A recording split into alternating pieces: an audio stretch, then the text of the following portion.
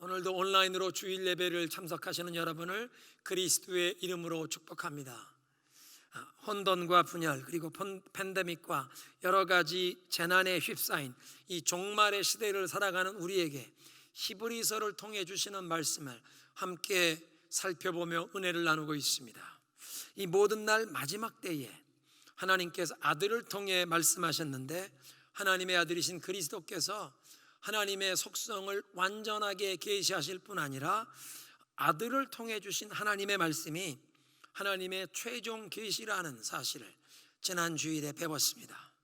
뿐만 아니라 그리스도께서 그 하나님의 모든 약속을 우리가 받아 누릴 수 있도록 죄를 정결케 하시는 그 구원의 사역을 이루실 뿐 아니라 이제 하늘에 지극히 높으신 하나님의 보좌 우편에 좌정하셨는데, 그 하나님을 가장 가까운 곳에서 섬기는 거룩한 천사들보다 그리스도께서 절대적으로 높고 뛰어난 분이라는 사실을 이 히브리서 기자는 오늘 본문에서 구약 성경을 7군데를 인용하면서 선포합니다.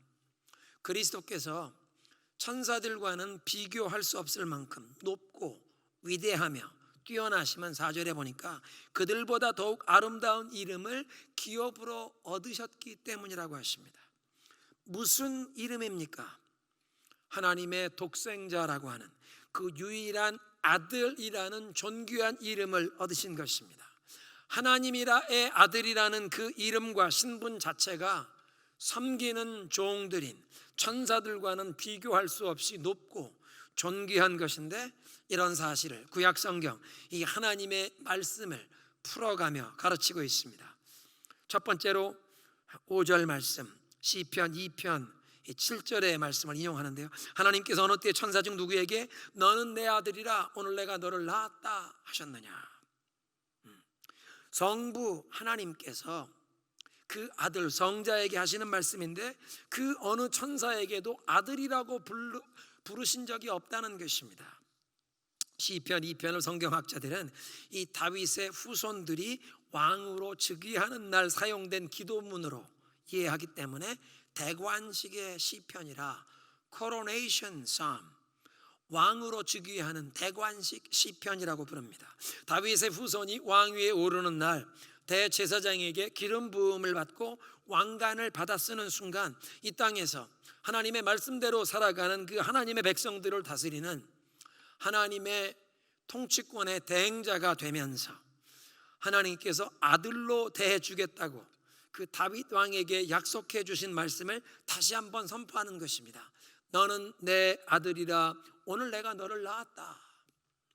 이 시편 2편 7절의 말씀뿐만 아니라 사무엘하 7장 14절의 말씀이 5절 하반절에 함께 인용됩니다. 나는 그에게 아버지가 되고 그는 내게 아들이 되리라. 사무엘하 7장의 말씀은 다윗이 이스라엘의 그 12지파의 왕이 된 다음에 그의 왕도를 헤브론에서 예루살렘으로 옮기게 됩니다. 그리고 예루살렘에 이제 여호와의 그 법궤를 옮겨왔습니다. 그리고 하나님께 성전을 지어 바치고 싶다는 뜻을 나단 선지자에게 밝혔는데, 하나님께서 나단 선지자를 통해서 그 다음 날 답변을 주십니다. 다윗이 이스라엘을 괴롭히던 그 원수들을 여호와의 이름으로 무찌르는 전쟁을 많이 하여 피를 많이 흘렸으니까 그의 손으로 하나님의 성전을 건축하는 것이 아니라 하나님께서 그의 아들을 통해서 여호와의 성전을 건축하게 하시겠다고 말씀하십니다. 그렇지만 다윗이 그 하나님께 성전을 지어 바치겠다고 하는 하나님을 향한 사랑과 충정, 그 헌신을 하나님께서 기쁘게 받으시고 다윗의 집안을 영원한 왕조로 세워주실 것을 약속하시는데, 다윗 네가 나를 위한 성전 집을 세우는 것이 아니라 내가 너의 집을 세워주리라, 내가 너의 가문을 세워주리라, 영원한 통치권을 너와 네 후손들에게 주겠다고 약속하십니다. 네가 죽은 후에 내 뒤를 이어 왕이 될 아들이 있는데 그 아들이 나를 위한 성전을 건축하게 될 것이요, 내 아들에게 나는 그에게 아버지가 되고 그는 내게 아들이 되리라는 이 놀라운 약속의 말씀이 사무엘하 7장 14절에 주어졌다는 것입니다.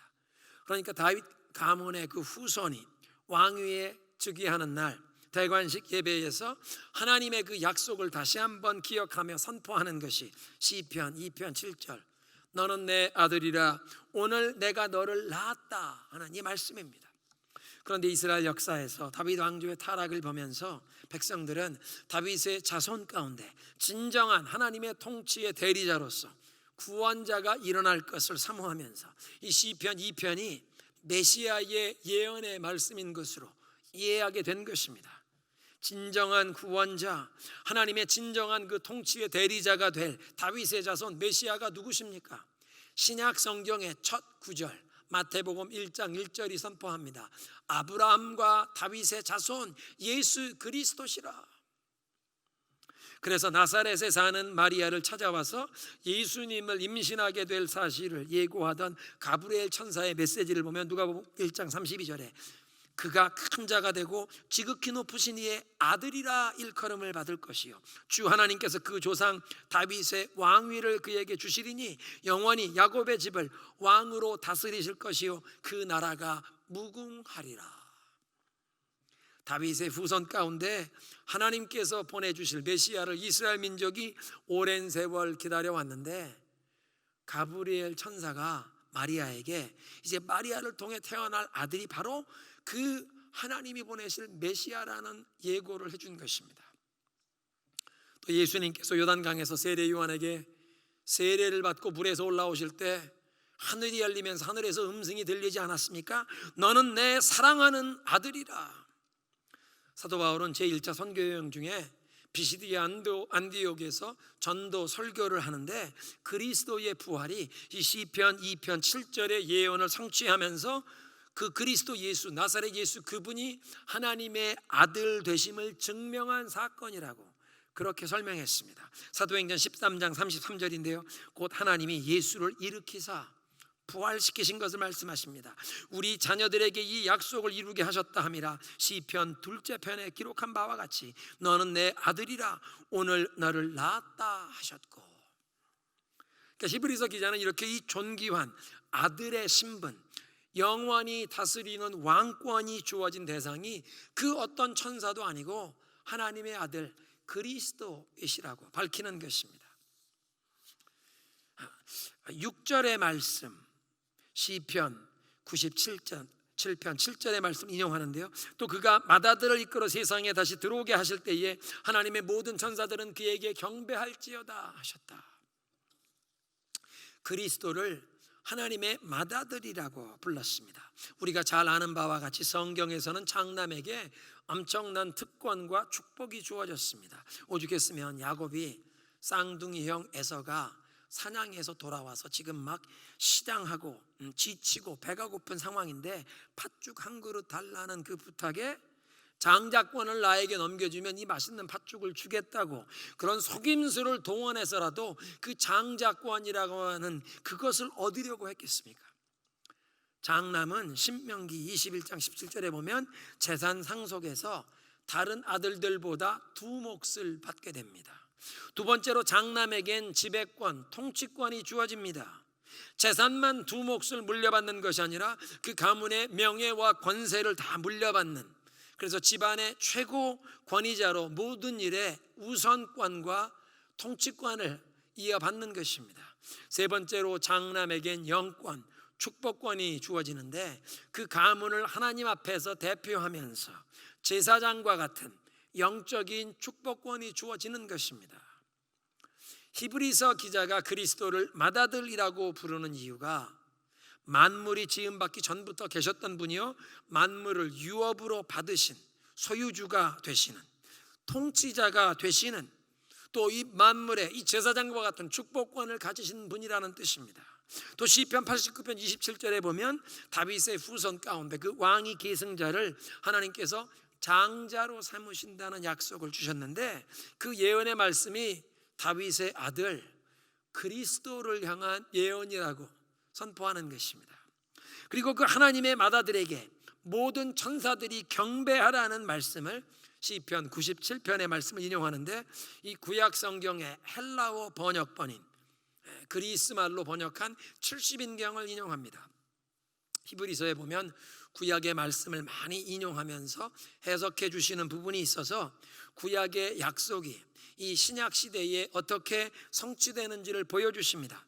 그런데 이 히브리서 저자가 인용하는 구약 성경의 본문은 히브리어로 기록된 이 구약 성경을 그리스어 헬라어로 번역한 70인경입니다.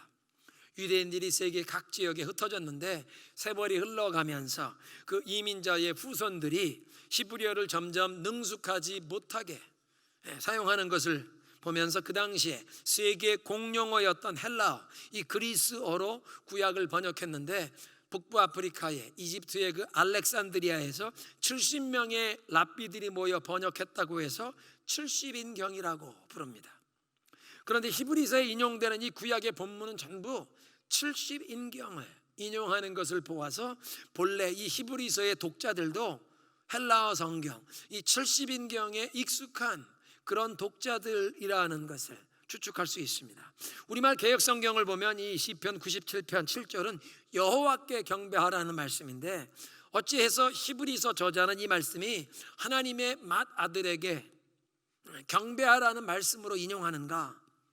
히브리서 기자의 이런 구약 인용, 구약의 말씀을 해석하는 것을 통해서 그리스도의 신성, 그리스도께서 하나님과 동격이시라는 예배의 대상이시라는 것을 우리에게 가르치시는데, 우리를 구원하시고 죄를 정결케 하시는 그 구원의 역사를 이루시고는 하늘에 지극히 높으신 하나님 보좌 우편에 좌정하신 아들에게 모든 천사들이 경배하도록 명하시는 것이요, 또 그 아들이 이 세상에 다시 들어오실 때에 만민을 심판하는 심판주로 재림하실 때에 모든 천사들은 그에게 경배할지어다 명하시는 것입니다.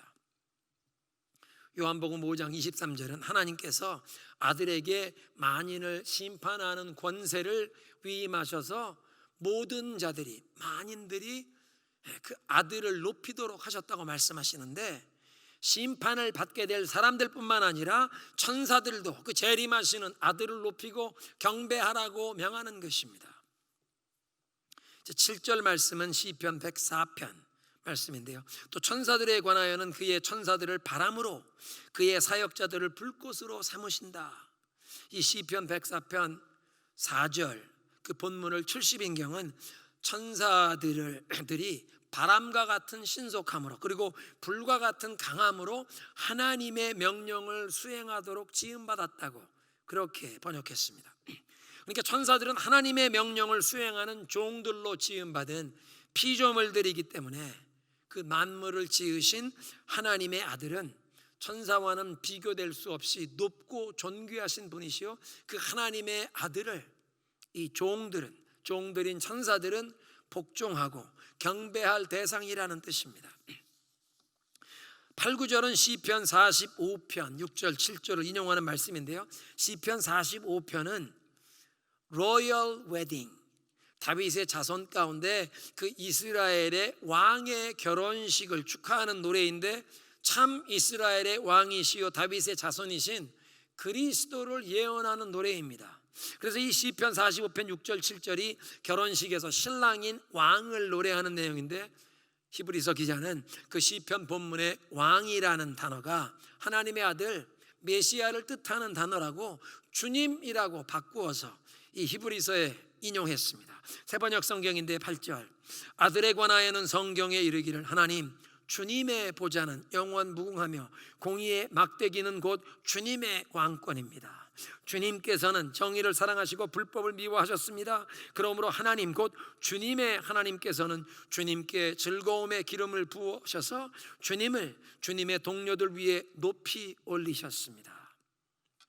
공평과 정의로 다스리실 예수 그리스도의 그 보좌와 통치가 영원 무궁할 것을 노래하는 것입니다. 그의 나라 영원하며 그의 권세 무궁하리. 예수 하나님의 공이라고 하는 그 복음성가의 찬양의 가사가 바로 이것을 노래하는 것입니다. 헨델의 메시아에서 또 주가 길이 다스리시리 영원히 찬양으로 선포하는데, 이사야 선지자의 노래였습니다. 이사야 9장 6절 7절 이는 한 아기가 우리에게 낳고 한 아들을 우리에게 주신 바 되었는데 그 어깨에는 정사를 메었고 그의 이름은 기묘자라 모사라 전능하신 하나님이라 영존하시는 아버지라 평강의 왕이라 할 것임이라. 그 정사와 평강의 더함이 무궁하며 또 다윗의 왕자와 그의 나라에 군림하여 그 나라를 굳게 세우고 지금 이후로 영원히 정의와 공의로 그것을 보존하실 것이라. 만군의 여호와의 열심히 이것을 이루시리라. 아멘입니다. 미국이나 한국뿐 아니라 세계 여러 지역에서 이 세상의 관세자, 통치자들이 그들의 허물과 어리석음 때문에 백성들에게 실망과 고통을 주고 분열과 혼란을 초래하는 오늘날의 상황을 보면서 우리들은 어떤 인간적인 정치인이나 권세자들에게 기대와 소망을 두는 것이 아니라 영원토록 공평과 정의로 다스리실 예수 그리스도를 온전히 의지하며 예수 그리스도에게만 우리의 모든 기대와 소망을 두어야 하는 것입니다. 그리고 우리는 나라와 민족을 위해 기도해야 합니다. 무엇보다 하나님의 백성들, 교회와 성도들에게 영적인 각성, 회개 운동을 허락하시고 주의 백성들이 영적으로 깨어날 때에 이 복음의 능력과 소망이 생명력 있게 교회와 성도들을 통해서 우리의 이웃에 흘러갈 때, 전파될 때 영혼들이 예수님을 만나고 구원받는 역사가 일어나도록 기도해야 합니다. 그리고 우리가 성령의 능력을 힘입어서 이렇게 한 영혼이라도 주님을 만날 수 있도록 복음을 전하기 위해 겸손과 사랑으로 섬겨야 하는 것입니다. 세상이 변화되는 가장 확실한 길, 유일한 길은 한 영혼이 예수님을 만나 회심하고 성령으로 거듭나게 될 때 그 가정이 치유함 받고 회복되면서 도시와 국가까지도 그 예수님의 사랑과 복음의 능력으로 변화될 수 있는 줄로 믿습니다. 그래서 우리는 영원히 공평과 정의로 다스리실 그 예수 그리스도께 모든 소망을 두며 기도하는 것입니다. 하나님, 그 예수 그리스도의 복음의 능력이 우리를 통해, 교회를 통해 이 고통받는 이웃에, 이 사회에, 이 나라에 흘러가게 하옵소서. 10절부터는 시편 102편을 인용하면서 아들의 높고 위대하심을 찬송합니다. 10절, 또 주여 태초에 주께서 땅에 기초를 두셨으며 하늘도 주의 손으로 지으신 바입니다. 그것들은 멸망할 것이나 오직 주는 영존할 것이요. 영존하시는 하나님의 아들. 시편 102편의 본문은 본래 야훼, 여호와 하나님을 향한 고백인데 히브리서 기자는 이 말씀을 성자 하나님의 아들 그리스도를 향한 고백이라고 해석하고 있습니다. 2절에 보면 하나님께서 태초에 천지를 창조하실 때 만물을 그 아들을 통해 지으셨다고 이미 선언한 바 있습니다. 그러니까 이 오늘 본문에 이 8절에 태초에 주께서 땅에 기초를 두시고 하늘을 지으신 그 창조주가 바로 하나님의 아들이시라고 고백하는 것입니다. 이렇게 지음을 받은 땅과 하늘은 언젠가는 옷과 같이 낡아지고 의복을 갈아입듯이 멸망할 것입니다. 불로 심판하는 날 우리가 살고 있는 이 현재 세상은 다 심판하면 불로 심판하여 없어질 것이지만 하나님의 아들이신 그리스도께서는 영존하실 것이요 주님께서는 영원토록 변함이 없으신 창조주 되심을 선포하는 것입니다. 그래서 세상은 다 변하고 없어질 것이지만 영원하신 주님, 영원토록 변함이 없으신 그리스도의 그 자비와 그 긍휼을, 그 신실하심을 우리는 의지하고 찬양하는 것입니다. 13절은 시편 110편에 인용하는 말씀인데요, 어느 때에 천사 중 누구에게 내가 네 원수로 네 발등상이 되게 하기까지 너는 내 우편에 앉아 있으라 하셨느냐. 시편 110편 1절 말씀인데 하나님께서 아들에게 하늘 보좌 우편, 그러니까 하늘나라의 그 최고의 명예와 권세의 자리에 앉게 하셨다는 말씀입니다.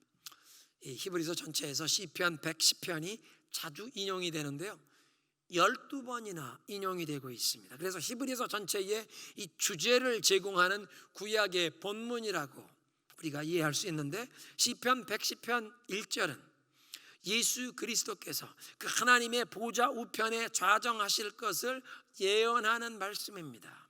천사들 중에 가장 지위가 높은 천사들을 천사장이라고 부르는데, 성경에서 우리는 천사장 가운데 군대장관 미가엘과 하나님의 가장 중요한 메시지를 전달하는 가브리엘, 이 두 천사장의 이름을 보게 됩니다.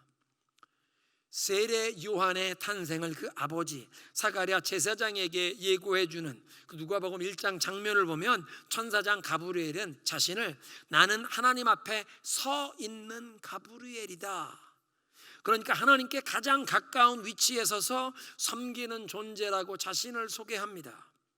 그런데 히브리서 기자는 하나님의 아들이신 그리스도께서는 우리를 구원하시는, 죄를 정결케 하시는 역사를 수행하신 후에 지극히 높으신 하나님의 보좌 우편에 좌정하셨다, 앉으셨다고 3절에 선포했습니다.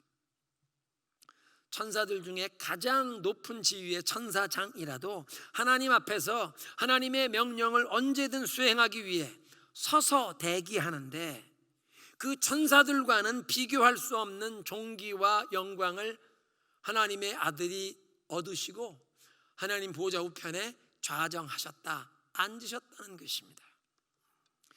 내가 네 원수로 네 발등상이 되게 하기까지 너는 내 우편에 앉아 있으라. 아직은 모든 원수들이 예수님께 굴복하지 아니했지만 머지않아 세상 모든 사람들이 예수 그리스도 앞에 꿇어 엎드려 모든 무릎이 그 앞에 꿇고 모든 사람들이 입술로 예수님을 주로 고백할 날이, 주님이라고 불러야 할 날이 다가온다는 것입니다. 마지막으로 14절은 천사들을 섬기는 영이라고 하십니다. 그리스도께서는 하늘 보좌 우편에서 아들의 권위로 통치하시고 천사들은 하나님의 뜻에 따라 섬기라고 보내심을 받은 존재임을 밝히는 것입니다. 그런데 그 어느 천사보다 아름다운 이름을 얻으신 그 하나님의 아들 그리스도를 섬길 뿐 아니라 그리스도 안에서 구원의 상속자가 될 우리들을 섬기도록 보내신다고 약속하십니다. 우리가 그리스도 안에서 구원의 상속자가 되었기에 하나님께서 우리를 버려두지 아니하시고 천사들을 명하여 우리들을 돕고 섬기도록 하신다는 약속입니다. 예수 그리스도 안에서 우리가 얻은 이 구원이 얼마나 귀하고 복된 것인지 깨우쳐 주시는 말씀입니다. 구원의 상속자가 되었기에 이 구원이 온전히 앞으로 장래에 나타날 것이지만 현재에서도 오늘날도 이 구원의 유익함을 우리가 누리고 체험케 하시는데 천사들을 보내어 돕고 섬기도록 하신다는 것입니다. 우리가 다 이해할 수 없는 방식으로 영적인 세계에서 하나님의 뜻을 따라 천사들이 동원이 되어서 하나님의 백성들을 돕고 보호하고 인도하시는 줄로 믿으시기 바랍니다. 그러니까 이 놀라운 구원을 절대로 등한시하지 말라. 장래에 온전히 드러날 것이지만 지금 이 세상을 살아가는 동안에도 구원의 상속자들이 존귀한 존재이기에 하나님께서 섬기는 영 천사들을 동원하셔서까지라도 돕고 보호하고 인도하게 하신다는 것입니다. 그러니까 우리는 하나님께서 그 아들을 통해 주신 말씀, 하나님의 최종 계시에 귀를 기울이며 하나님의 말씀에 떨며 순종하라는 것입니다. 어떤 어려움과 환난을 당해도 소망 중에서 인내하면서 이 영광된 구원을 상속하라고 격려하십니다. 오늘 메시지의 결론을 내리겠습니다. 그리스도께서는 그 어느 천사도 비교될 수 없는 높고 존귀하신 분이십니다. 하나님의 아들이시라는 그 이름과 신분이 높고 존귀하기 때문입니다. 그리스도께서 지극히 높으신 하늘 보좌 우편에 좌정하셔서 하늘나라의 그 최고의 영광과 권세를 받으셨고 다윗의 자손으로 이제 앞으로 영원히 공평과 정의로 다스리실 만왕의 왕이시기에 모든 하나님의 천사들이 경배하라는 것입니다. 이제 그 하나님의 아들 그리스도께서 이 온 세상에 다시 오실 터인데 온 세상을 심판하실 심판주로 오실 때에 모든 천사들의 경배를 받으실 뿐만 아니라 모든 사람이 그 앞에 꿇어 엎드려 경배할 수밖에 없을 것입니다. 하늘과 땅은 다 변하고 의복이 변하는 것처럼 멸망하여 없어질 것이라고 하십니다. 그러나 영존하시는 하나님의 아들 그리스도, 영원토록 변함이 없으신 그 하나님, 예수 그리스도의 그 사랑과 신실하심으로 우리를 돌보시는 그 그리스도를 우리는 의지하고 찬양하는 것입니다. 천사들은 바람 같은 신속함으로 불 같은 강한 능력으로 하나님의 뜻을 수행하는데 구원의 상속자가 될 우리를 돕고 섬기라고, 돕고 보호하고 인도하라고 보내시겠다고 약속하십니다. 이 놀라운 구원을 등한시하지 마십시다. 예수 그리스도를 통해 하나님이 주시는 그 최종 계시의 말씀 두렵고 떨림으로 순종하면서 어떤 환난 중에도 소망 중에 인내하며 그 영광된 구원을 상속하는 여러분 되시길 주님의 이름으로 축원합니다. 함께 기도하시겠습니다. 이제 우리 함께 기도하실 때 하늘 보좌 우편에 좌정하신 하나님의 아들 그리스도, 그 존귀하신 아름다운 이름을 얻으신 그리스도를 찬양합니다. 감사합니다. 영원히 공평과 정의로 다스리실 만왕의 왕 그 그리스도의 그 신실하심을, 그 자비와 긍휼을 감사합니다. 의지합니다. 이 세상은 다 변하고 멸망할 것이지만 영원히 변치 아니하실 예수 그리스도, 우리를 변치 않는 사랑으로 그 인자와 자비로 돌보심을 찬양합니다. 의지합니다. 감사합니다. 무엇보다 구원의 상속자가 될 우리들에게 섬기는 영, 천사들을 보내셔서 우리를 돕고 보호하고 인도하실 그 하나님의 약속을 의지하여 이 놀라운 구원을 주신 하나님의 은혜에 감사하며 어떤 환난과 어려움을 당할지라도 낙심하지 않고 소망 중에 인내하면서 이 영광된 구원을 상속하게 하옵소서. 하나님의 말씀에 순종하며 이 놀라운 구원을 상속하게 하옵소서. 함께 기도하시겠습니다.